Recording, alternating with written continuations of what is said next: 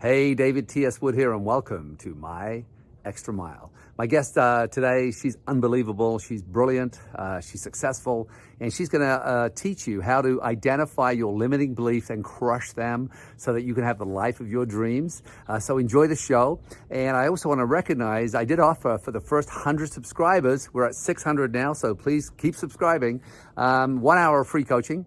And so Barb McAllister, you have won 1 hour of coaching. And when we reach the 1,000th subscriber, I will give away another hour of free coaching. So again, you have to subscribe and have to comment. So please do that and enjoy the show with the incredible Janey Snelgrove.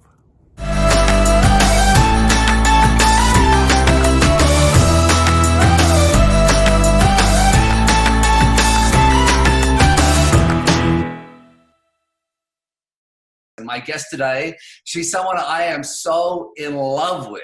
And, and I say that so often, but she epitomizes integrity and truth and honesty and respect.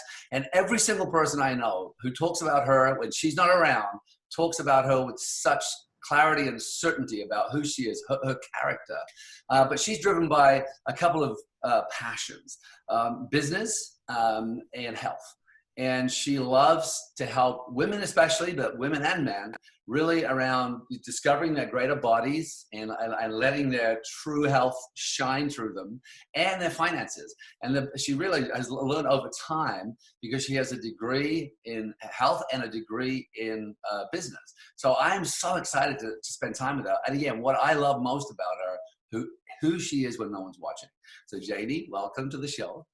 Thank you, David. I'm so happy to be here. So happy. Oh, it's so great to have you here as well. I'm just going to change the screen so I can see you a bit better. And let's start right here. At the very, very beginning, take me back to your life before network marketing. What was it like? What was going on for you? Yeah, so that was when I had 2 little kids. So I started when the kids were like 4 and 5. So prior to that, met my husband at university. Do you want me to go that far back, or do you want me to go back to my childhood, David? Go back to the day you were born. So you came out. Yeah, that's right.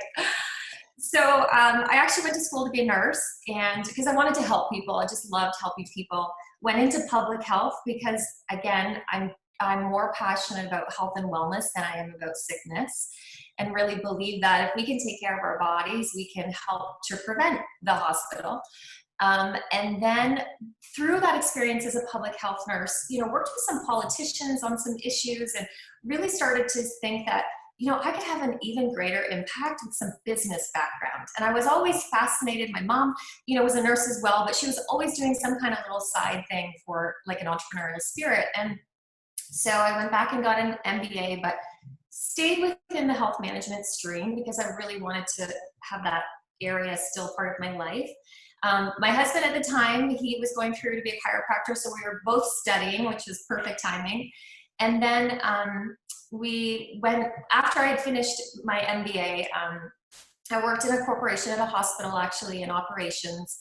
And at that time, he started to build a practice. And so, he said to me, Janey, I am gifted in being a chiropractor. I would love you to come and help me really build out the clinic, build out the business side of it. So, we partnered and it was great. I got my first real experience of owning a business and being an entrepreneur and how scary that was, but it was nice not to have a boss as well.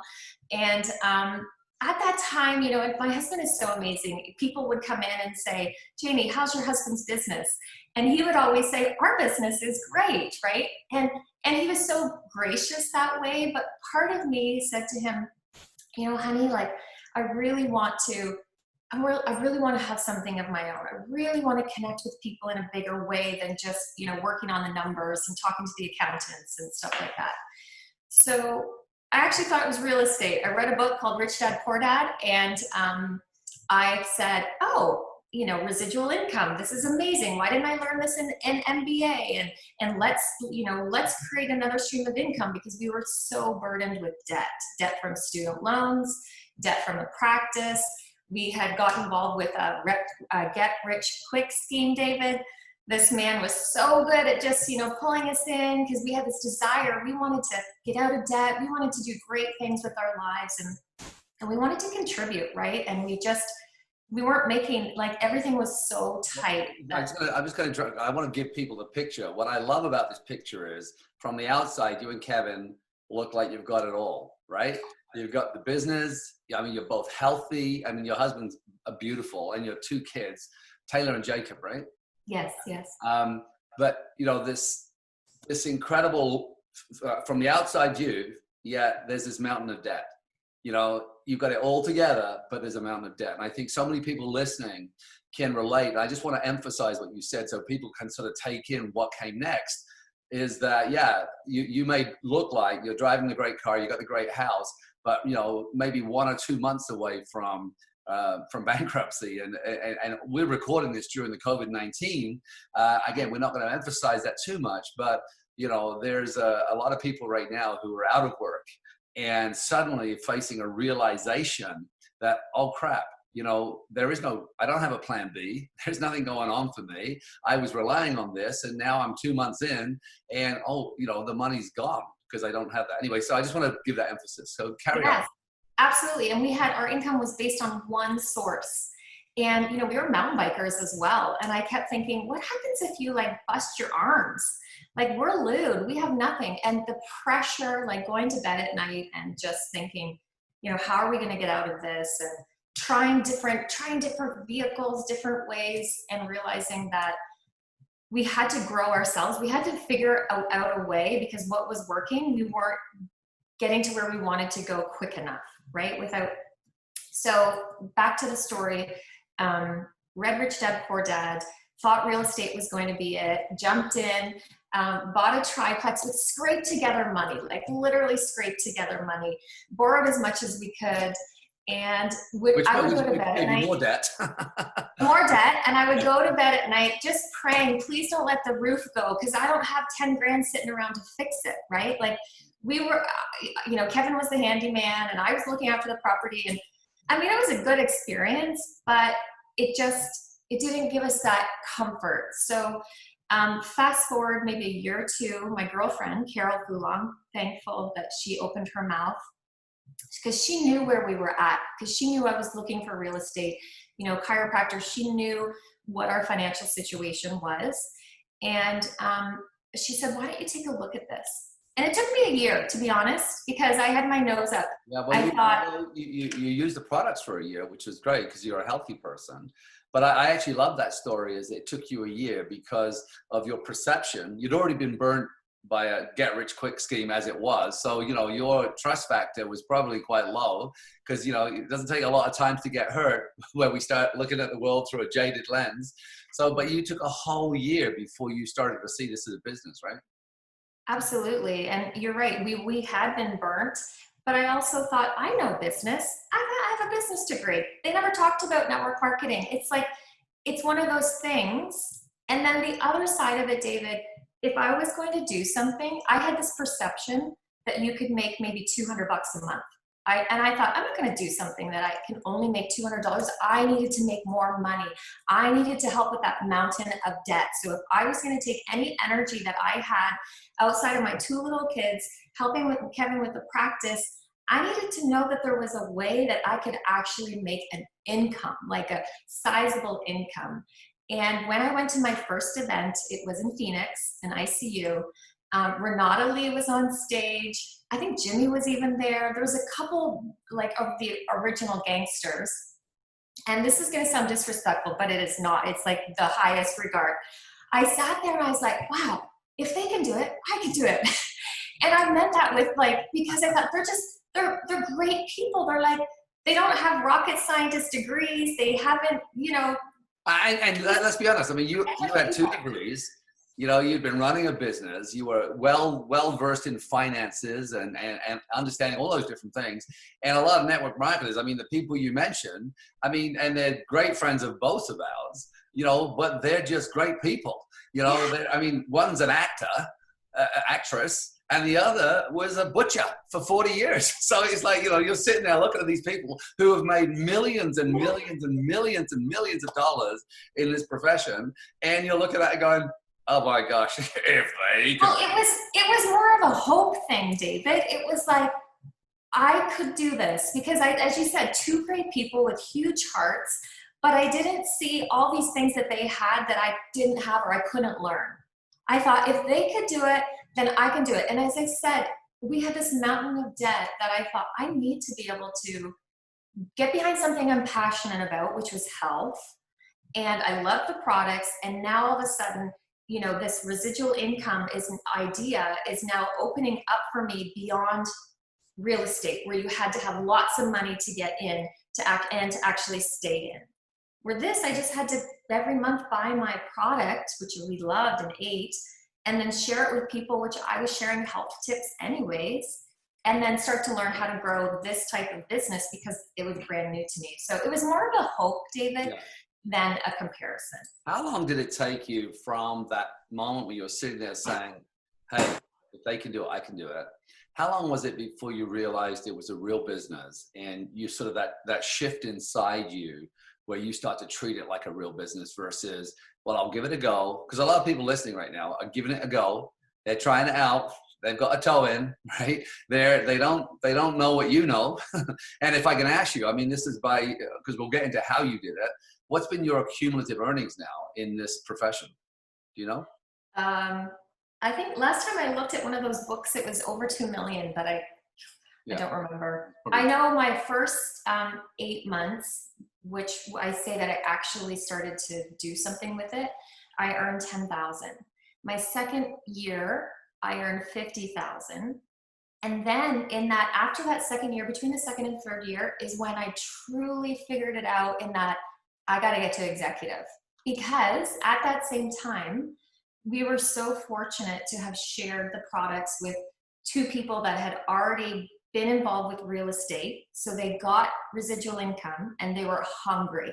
They were hungrier than I was. And that was the Delairs and the Barnums. And so it wasn't until I watched them and I actually, more like tagged along with them because I saw what they were doing. I saw their passion. I saw their clarity and their vision. And I thought, okay, this is what it's going to take. And we have this amazing team for us to do it together. So once I realized it's not about what I make, it's about helping the people that I'm helping make money. And I went to executive, that I went up to 150 in that third year. And to me, that was like, wow, that's well, let's go back to how much was Kevin earning as a chiropractor with a full practice a year? At that time? Yeah. Oh, that's a good question. That's racking my brain. Well, we were both trying an income, right? Because from the practice, he was paying me. I was on salary. So we might have been bringing home about 150. Yeah. I had a feeling it was that number because that's when people start to really get it. Often is when they replace an income. It's like, oh my gosh, this is now real. But if you go back to, you went to school, well, 2 different times, and Kevin went to school to become a chiropractor. So he went 4 years. And then, I mean, you think of how long he took, and when you sort of stepped into network marketing, is really that 3 or 4 year window again of you sort of, becoming somebody who could do this business. And a lot of people come in when they dabble. They're in for 4 years, but they haven't done 4 years of work, right? So it's so fascinating. So you get to 150 and what happens? Well, and I'm going to just jump for a second. I would actually argue it was prior to starting network marketing, when we had lost all that money with that investor and it was not looking good. That's when we said, okay, we need to figure out what is going on up here and change some things. And so, Secrets of a Millionaire Mind, I started looking in the Bible. What does the Bible say about money? We did a vision board. This is fascinating. We did a vision board before we knew vision boards were popular. And we had this bucket of cash, and it was American cash. And so when I started Isagenix and we were looking at this, we kind of tossed it to the side. We were looking at it. I'm like, Kev, that's American money. So we actually started to go to work on ourselves way before I actually got into Isagenix. So I want people, like you said, it's not about starting the clock. It's about just growing yourself. And when you're ready, I believe that's when the blessings start to come. And it's not until you do more, that law of the lid that you talk about all the time. Yeah. Right? Yeah, absolutely. Not until you grow that. Well, and I was telling you earlier that we did a 3-hour training yesterday for Australia, and so much of it was about the mind, because, you know, like you just talked about, you had to get your mind right, because if you'd kept thinking the same way you were before, you'd have exactly what you have, or you had, which was a mountain of debt.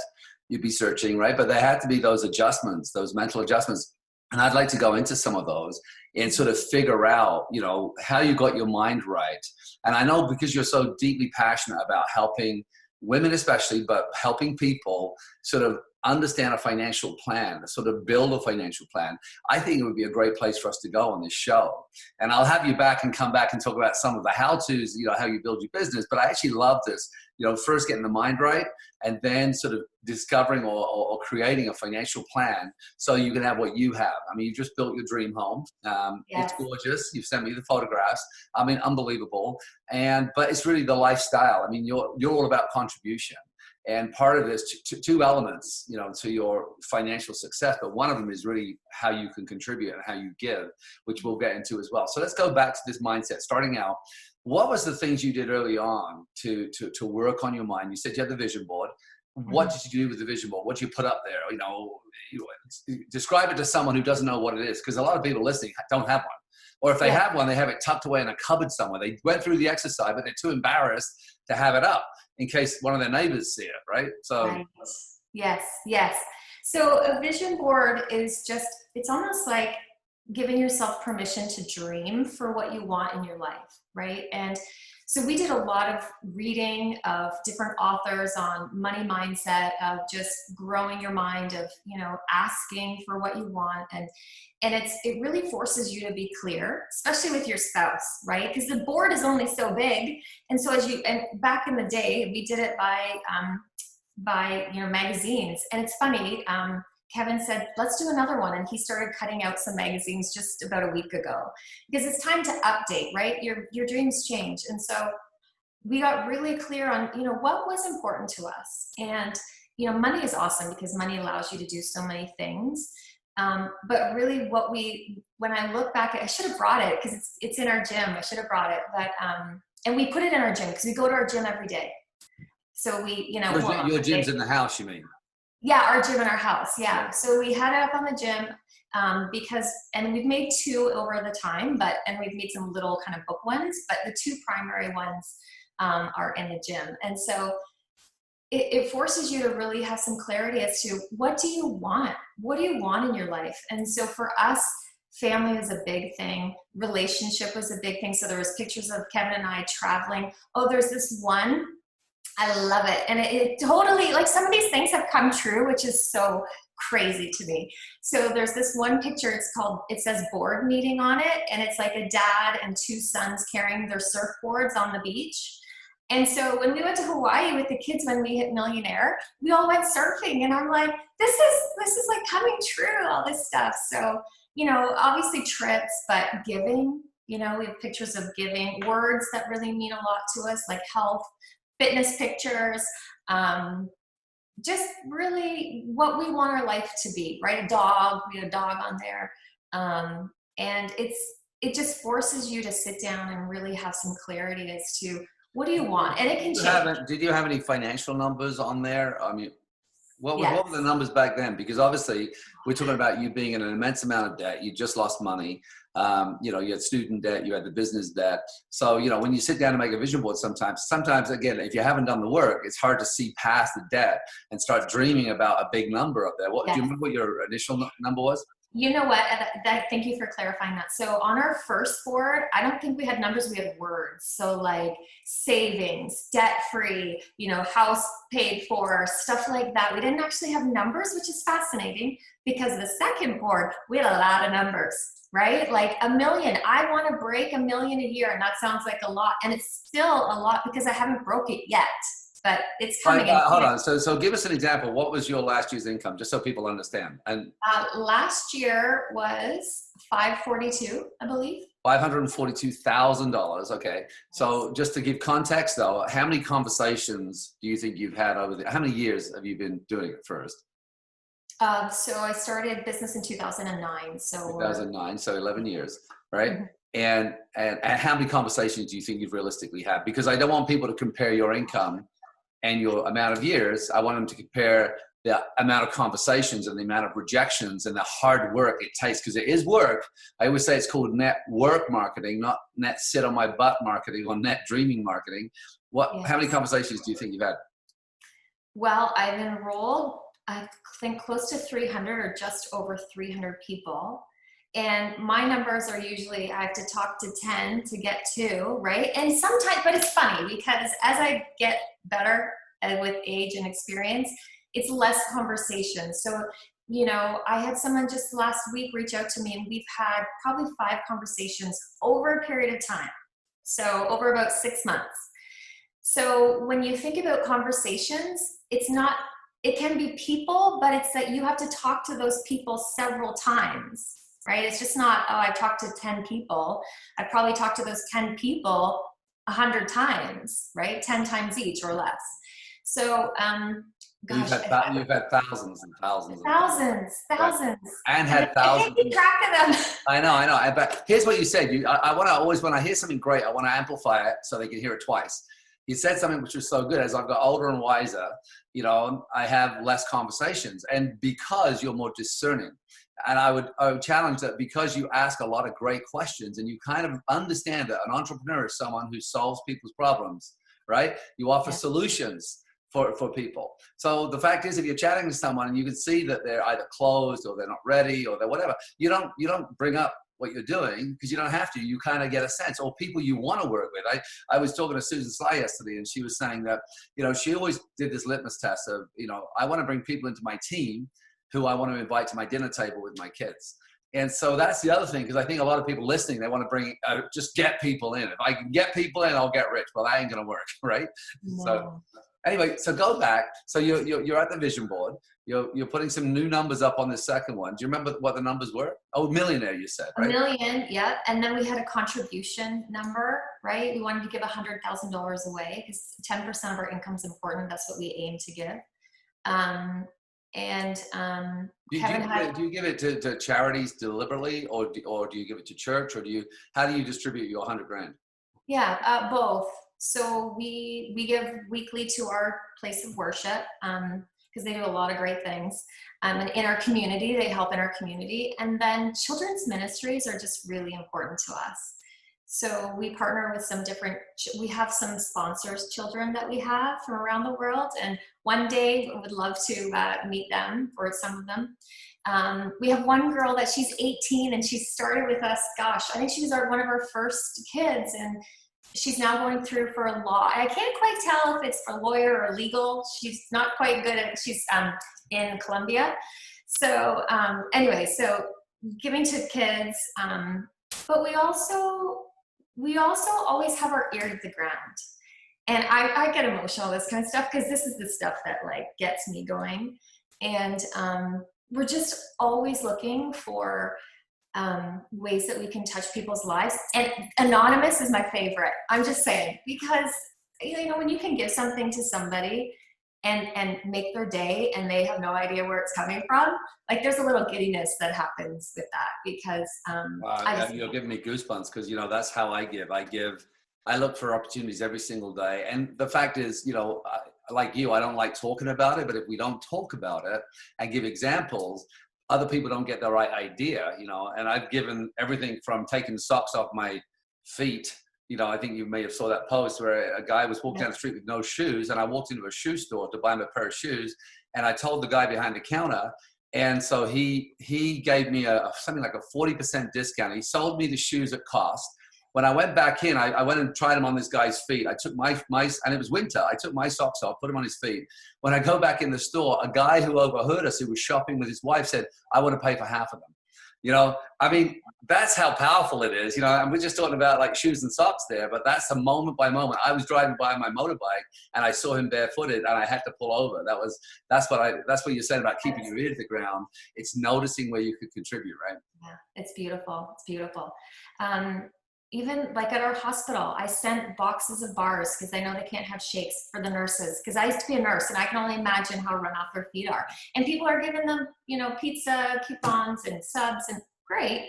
But I'm like, I can do that. I can give a little box, couple boxes, you know, everyone could do that. You know what I used to think, David, and this is where I really should use my voice more.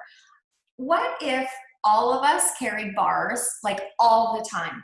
And so when you saw someone that was asking for money, a homeless person, you give them a bar and you're like, say whatever. Imagine this underground whispering, hey, what are these bars all about? What are, these people give us these bars all the time. They taste amazing. We would be known as the company that is so generous just because we're giving out bars to people who need them. I mean, you're gonna give some people some great ideas. Yeah. So let's go back to so vision board. You've got $1 million on there. You're halfway there right now. What else were you doing? We're talking about the mindset piece to get yourself into a position where you can make $500,000 a year in something that started as your part-time business, right? Remember, and a lot of people who start part-time, and you did, and you were a product user for an entire year, and then started coming in only $10,000. A lot of people would have used that as a reason to quit. Oh my God, I worked for a whole year and I made 10 grand, or you had 8 months, or, oh my gosh, I'm 2 years in, I only made 30,000 or 50,000. And a lot of people use those benchmarks and not understanding that you're building a long-term residual income, but they'll sort of look at that 1 or 2 or 3 years, which are often quite low numbers. We do a lot more work in the beginning and the numbers aren't always huge. Is that right? Yes. So sorry, what's your question? I didn't ask one. No. Just go back to what you were doing to establish the right mindset to be able to build. So you had your vision board. Yes. Up there. What else were you doing? Yes. Well, I think it was the perspective. And I think this is where helping people that have been employees become business owners, there is that jump where, because I knew that a business requires time and effort. And so I had to sit my tush in my chair. So I was still working full-time at the clinic, had the little kids, but when they went to bed from 8 till 9, 7 till 10, depending on what was going on with our life, I would sit down and build my business. Or on my lunch hour, I would be sending a text, trying to get on the call with somebody, reaching out to a customer, reaching out to so I knew that I had to touch my business 5 days a week. And I don't say every day, David, because I knew that this was going to be a long haul. And being an entrepreneur is a blessing and a curse, because it can become your lover, and that can wreak havoc in your family, which is really where your love is. So for me, it wasn't that I shut off prospecting on the weekend. That was the best place to do prospecting. But I didn't actually, on a Sunday, it was like a day of rest. And my team knew, don't bother trying, unless it's like cardiac surgery that you need me for. Sundays are just my family day. So you can wait till Monday. So I kept the long vision that, in order to build this, I have to touch it, but I have to be able to have those times of rest as well, so that I can come in fresh and I can be excited, because I know when I don't give when my tank starts to, I don't give well. And yeah, we see that a lot with people, especially with social media, where they think they're working all day and they're constantly either on the phone or engaging, maybe not in the right activities, but it feels like it's almost pushing their family away slightly, because they're not creating those barriers or those special times. Like you say, Sunday was your day. And there's a great saying, we teach people how to treat us, and great business owners teach their customers how to treat them as well, right? Mm-hmm, mm-hmm, absolutely. And one of the things that was important to me was, in your spouse's love language, and my husband's is time. So going to bed at the same time. That was always, and it was so hard because, sometimes you just get going and it's 9:30, 10, and because he worked early and works out, he gets to bed early.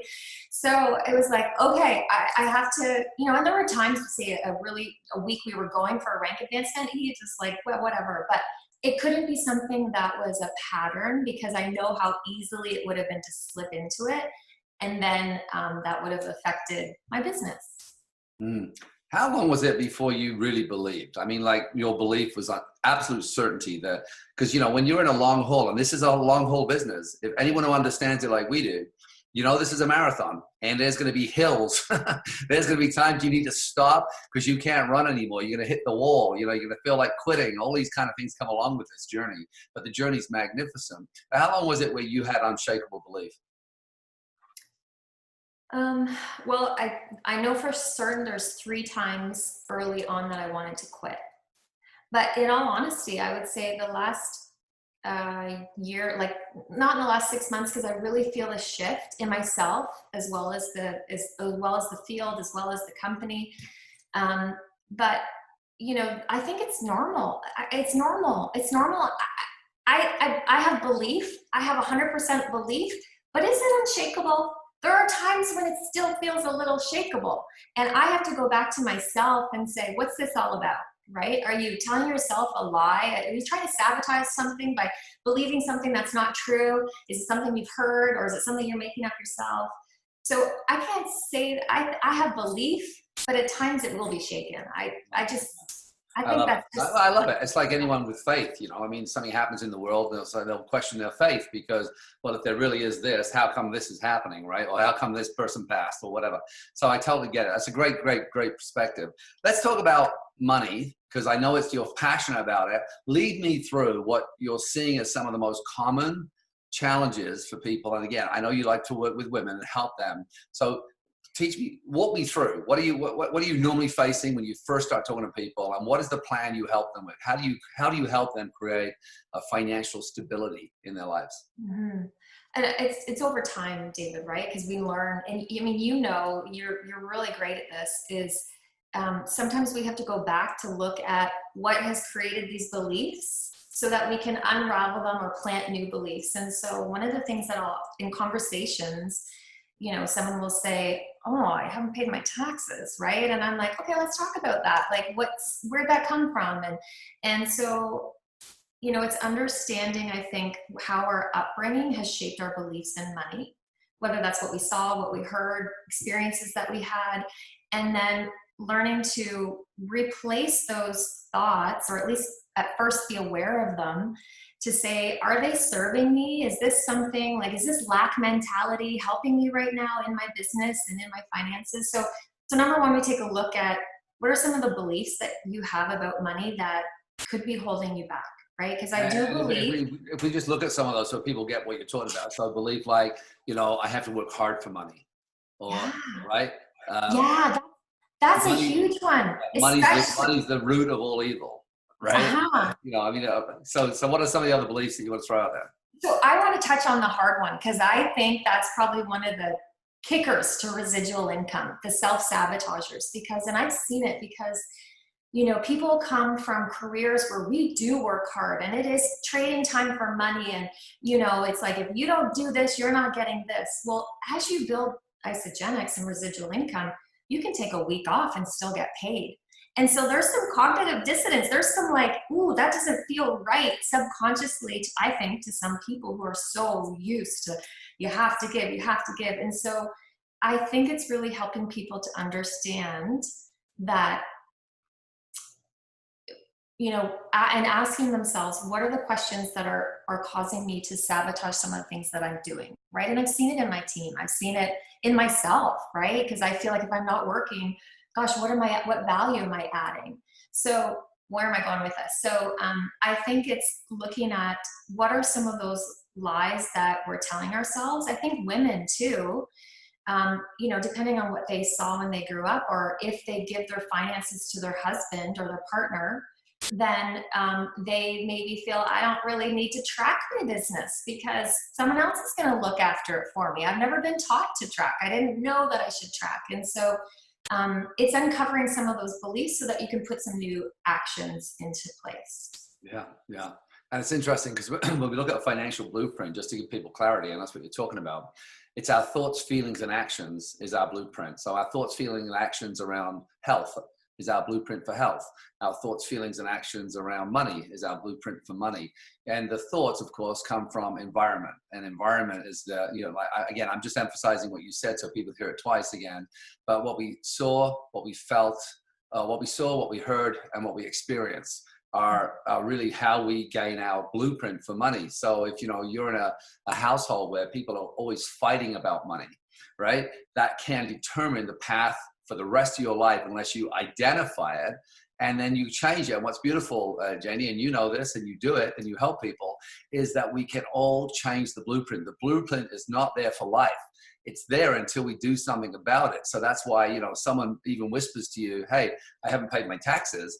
that's a real red flag for you to say, okay, because if they're not paying their taxes, there's a lot of other things they're not doing, right? Because there's that, you know, the saying I love, right? How I do anything's how I do everything.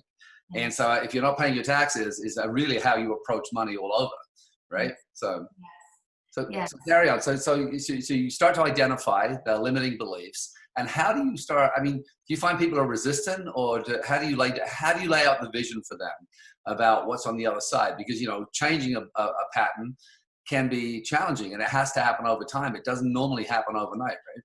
Yes. It's very similar to what we do with Isagenix and health, right? It's really helping them to see why they want to go through 30 days, 90 days of Isagenix transformation to get to that other side. So what is going to change in your life when you clean up your finances, when you start, you know, treating your business like a business? What is the motivation that you're going to need to tap into to go through that hard work when you have to sit down and, you know, talk about numbers when you've always told yourself you don't like numbers? Like, what is going to be that motivator? So really getting to their why, right? Why do they want to change? And really digging into that with them and painting the picture of, you know, it's sometimes because we just don't know. It's not because we're dumb. It's not because we are resistant to it. It's just because we've never thought to ask, or no one has ever sat down and talked to us about how to manage our money, how to, you know, keep your business personal and your personal separate, and what that looks like, and how do you run a business from a financial perspective, right? So I really help people to believe that, not to beat themselves up, but we all have to start somewhere, and where you start is not going to be where you finish, right? And so what does that look like, and what's going to keep driving you to that finish line? Yeah, that's awesome. You know, and, you know, it's interesting with a part-time income, because I know people in this company who have made millions of dollars that were behind on their taxes. Because, you know, they again, it doesn't matter how much money you make, if you spend it all, you're still broke. And often I always love when I'm talking to people about this, if they have a great income, then that money coming in doesn't necessarily have to be touched or spent. You know, you can live, if you're used to living on what you have. And I just interviewed lovely, you know, Courtney. Courtney's never spent any of the money. She's been in 10 years.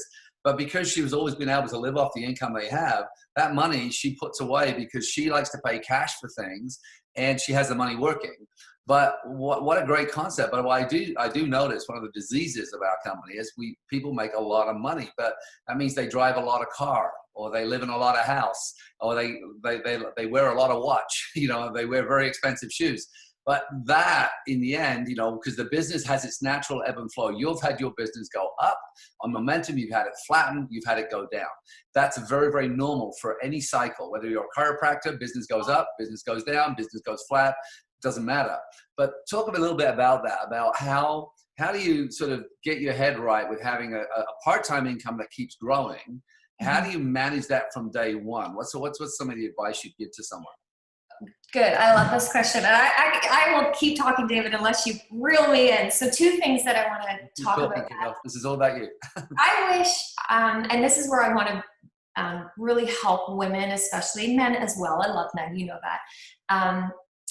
I just don't think there's a lot of women mentors out there talking about money. So I would really love women and men that come into network marketing to understand, when they have another job and network marketing is their side hustle, when they grow their side hustle to the same level of income as their job, they don't quit their job, because you now have a job again. You have no other side stream of income.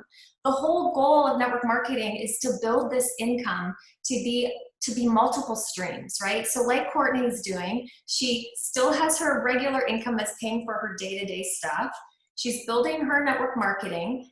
You can use that cash to invest, to buy property, to start a different business, to invest in a business, to, like, you know, continue to grow, you know, for your kids' future, all that stuff. But the moment that people give up that other stream and they solely rely on network marketing and spend it all, they've gone back to having a job.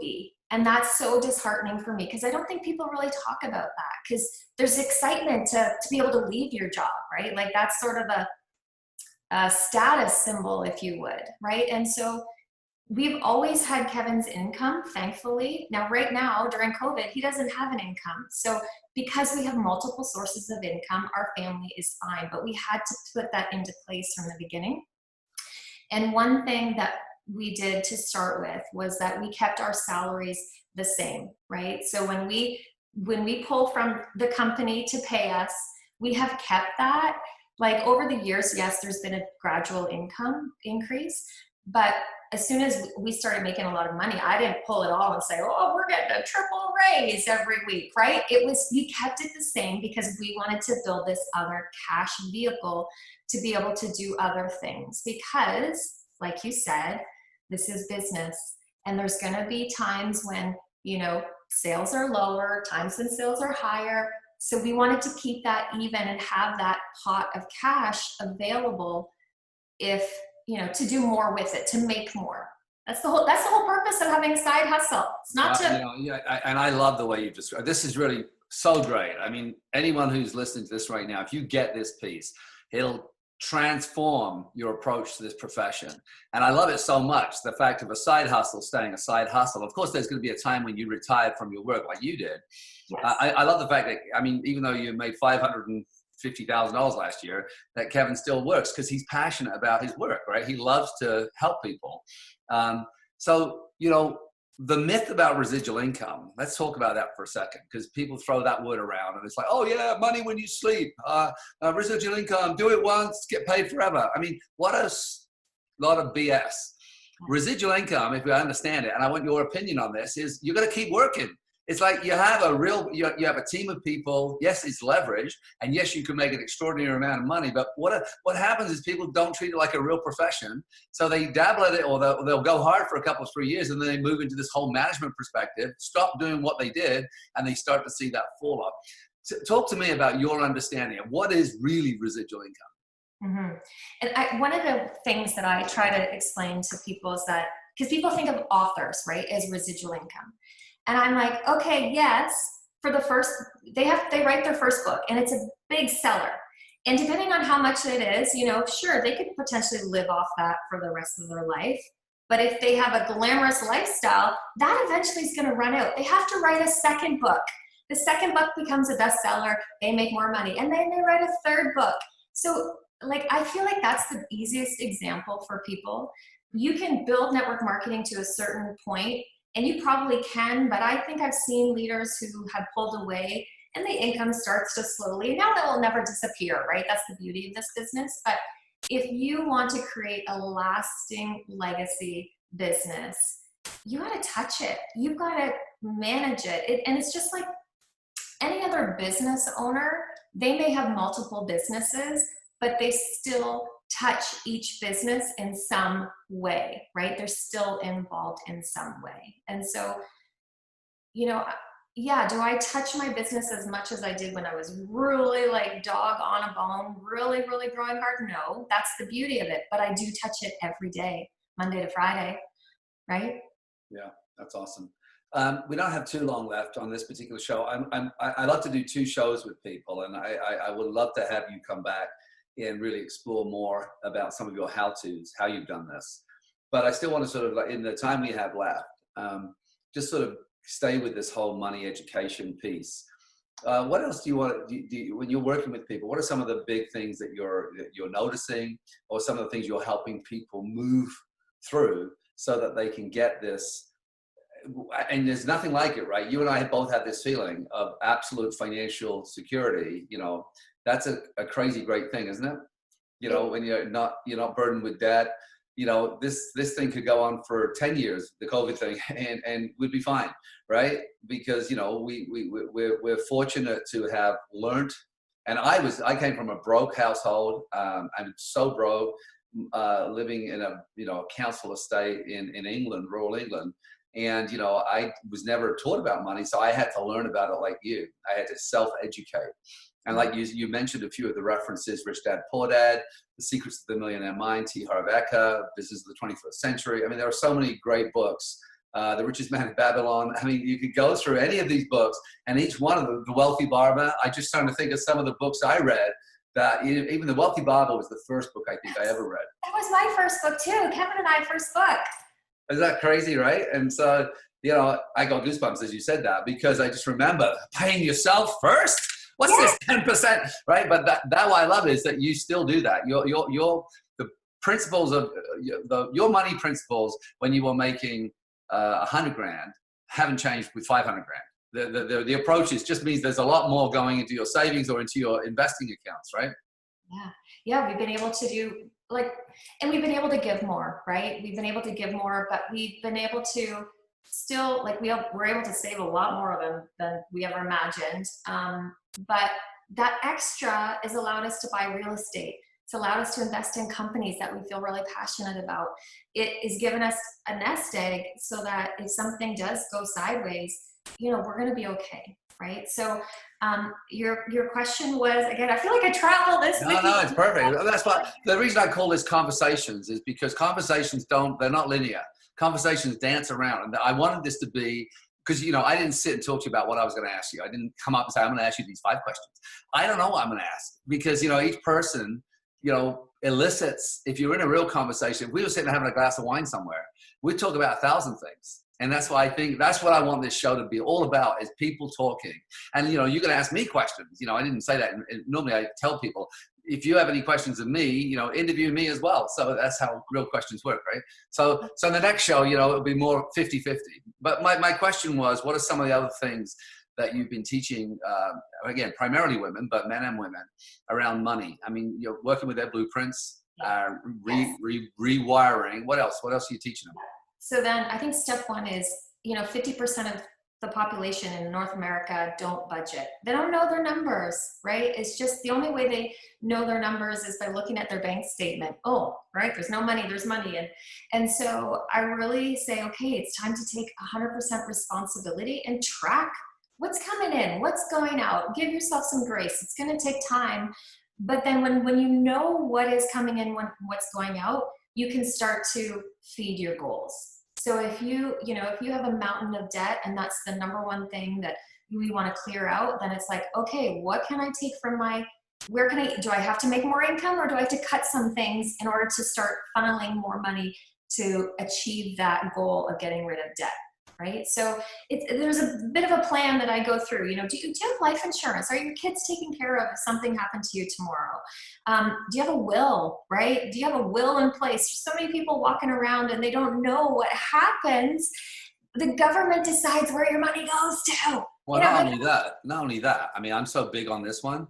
My brother didn't leave a will, and it just decimated his family because they started fighting. I mean, because no one knew, and my mom and his kids don't talk to each other anymore, which is the craziest thing, because my brother, he died quite young and didn't sit down and have his estate in order. And it was really hard. I had to go there and clean up his life, which was awful. I always like to leave my house thinking, if I pass today, whoever walks in here, my house is in this, kept in a state, so because I've gone through this, of ease. Everything's easy. Whoever has to do this, they're going to find it a joyful experience because, I've built it that way. So I love the fact you mentioned wills, and of course, insurance. Insurance is one of those things that, you don't like to use it, but when you need it, it's there, right? And especially life insurance, right?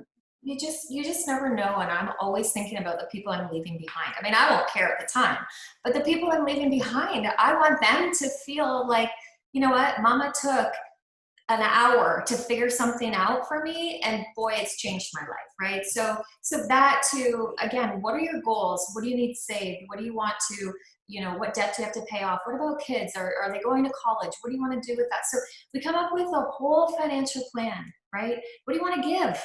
Is that a part of your passion? And what does that look like? And again, I think most people, unless you've been mentored by watching it or seeing it in your family, most people have to learn how to do this on their own.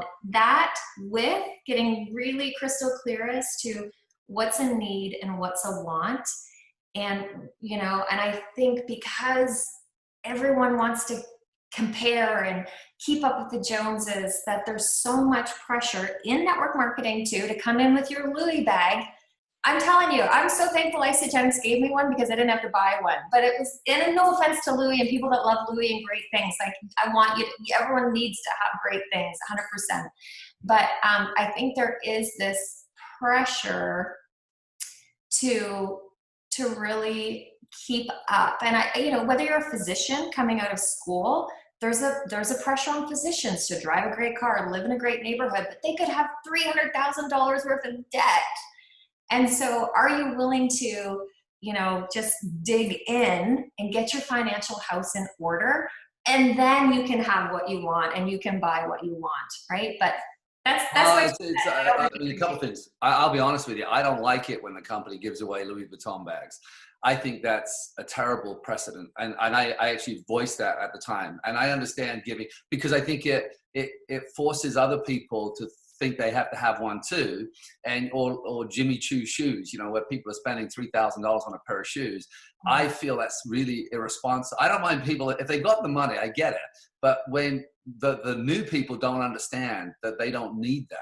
It's like car payments. One of my big beefs is car payments. It's like, when I first came to Canada, I bought a car for $284, and but I've always believed that the car companies right now, they do this thing, 72 months and they show bi-weekly payments. There's all these little tricks to get you to spend money, and you feel good driving that new car. And the second you drive it, sit into it, the 20% of its value is gone before you leave the lot.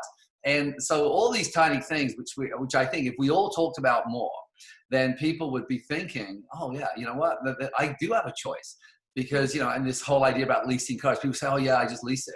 They lease for years and years and years. You think all that money, well, if you took that same lease payment and you put it into a savings account and you got that money working for you, and then you bought a little cheap car, because you can buy a cheap car, you can buy a couple $1,000 car if you want it. It's still going to be nice. Again, you see, I get all passionate about this, but these are, right? I'm talking about this. I 100% agree, because I think people are misinterpreting what significance is, right? And it's not by rank, it's not by what you wear, it's about who you are and who you come into the room with. And I would love to see more of that talked about in our profession, right? And I think our company is great. There are some companies that do flash a lot of big things. So I think as a field, we are starting to see that. We just need to talk about it more. Yeah, well, again, and you're going to come back and chat with me again, and we can talk, well, wherever the conversation goes, it's going to go. One thing I want you to think about with your will, and something I put in mind, first of all, I mean, one of my close friends is a lawyer, and he specializes in estate planning. But simplicity, one of his pieces of advice is keep it really simple. A lot of people overdo wills, and they try and protect everything through everybody, but just sort of letting go of the complexity and having something very, very simple. But what I added into mine was a fund for a party for when I die. So I put I think we just put up to $100,000 to throw a party so I can fly people, my family can come from England. So I just thought it was just such a great thing to add to a will. And I don't know if you've done it, but I think you could think about it, because I want people to celebrate my death, because it could happen today. Yes. And I don't mind when it happens, but I realize the money there for the party, live band, it's going to be this thing where I invite people to come celebrate a life well led, right? That is brilliant. That's the best idea. That's brilliant. Could you imagine? Oh, that's brilliant. Really. So you're going to add that. Think of the number though. I think I started with 25,000. I think we put up to 50. I think we just put it up again every time because I always say revisit your will every 2 or 3 years, because things change, but just read it and just think, what do I need to add? And, and it's crazy. My will, by the way, I've left everything in my will to my ex-wife, everything. It's the only person, because I know she's such a good person, and everyone that deserves to get something from my estate, she'll make sure that happens. So that's when I talk about real simplicity, right? And so anyway, that's just me. But all right, last words, last thoughts before we close this up. What do you want to leave people with as we sort of close out this first show? I have a feeling you and I are going to have a lot of chats. I don't think we're just going to do 2. I think I'm going to have you back, and we'll maybe bring some other people on with us and just start having, full conversations, some of your team or some of your friends, because I love this format, and I think people can only listen to people chat and pick up ideas for life, right? So I just think that I want people to know that they can do it. Sometimes when you're in such a deep hole, there's a proverb, I just read it. It's like, when you've dug a deep hole, stop digging. Stop digging. So if you find yourself like where Kevin and I were, you know, just so burdened and feeling like, what in the heck?